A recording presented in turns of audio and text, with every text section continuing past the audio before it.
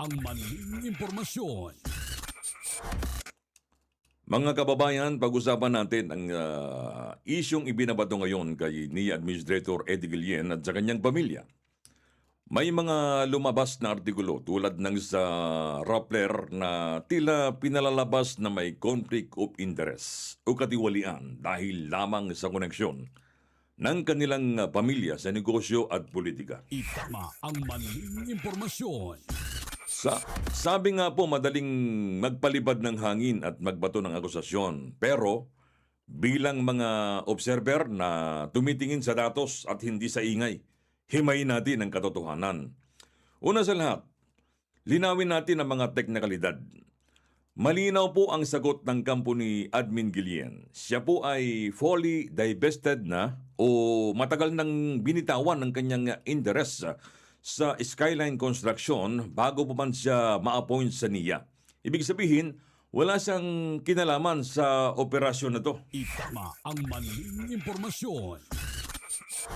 Pangalawa, tungkol sa mga kontrata sa DPWH at NIA na napanalunan ng mga kumpanya tulad ng Nortec o Solid North, tandaan natin na ang mga proyektong pampamahalaan ay dumadaan sa mahigpit na public bidding alinsunod po sa Republic Act 9184.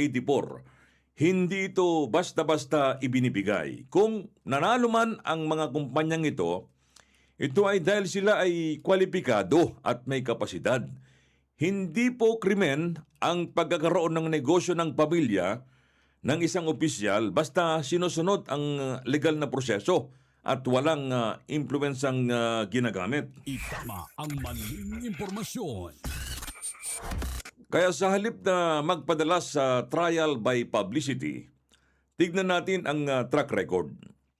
Ang pamumuno po ni na Admin Eddie at Mayor L.A. Guillen ay hindi traditional politics.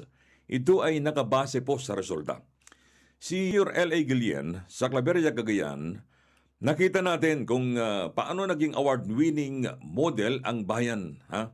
Ang sistema ay holistic at efficient. Habang si Admin Eddie Guillen naman, dinala niya ang engineer at manager mindset sa NIA.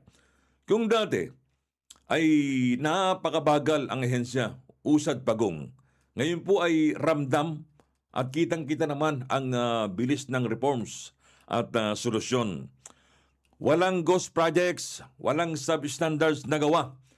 Kung may katiwalian, bakit gumaganda ang performance po ng NIA? Kung may dayaan, bakit nagiging maunlad ang nasasakupan ni Mayor L.A.? Sabi nga sa English, you cannot fake progress. Ngayon, ang tanong, bakit may bumabatikos?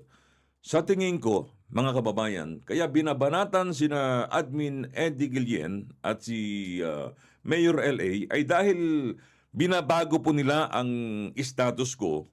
Kapag inayos mo kasi ang sistema, nagagalit ang mga nakikinabang sa luma, yung mabagal na paraan at tiwaling kalakaran. Ngayon, ang mga isyong to ay posibleng distraction lamang sa tunay na trabahong nangyayari. Ngayon, ano ang ating conclusion? Dapat ito yung resulta, ang tunay na ebidensya. Huwag po tayong tumingin sa apelyido lang. Tignan natin ang output. Ang pamilyang Guillen ay kilala po sa Ilocos hindi lang sa larangan ng politika, kundi bilang lehitimong kontraktor na nagbibigay ng trabaho at infrastruktura. Para sa mga kababayan natin mula dyan sa Irrigation Association o IAS at sa publiko, kaya na po, kayo po dyan ang nasa ground. Ano? Kayo ang nasa ground, kayo ang nakakaramdam ng tubig, patubig, tamang proyekto at ng magandang serbisyo.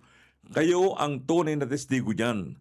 Ngayon, sa huli, ang mahalaga po ay serbisyong naihatid sa taong bayan at ang pagsunod sa batas.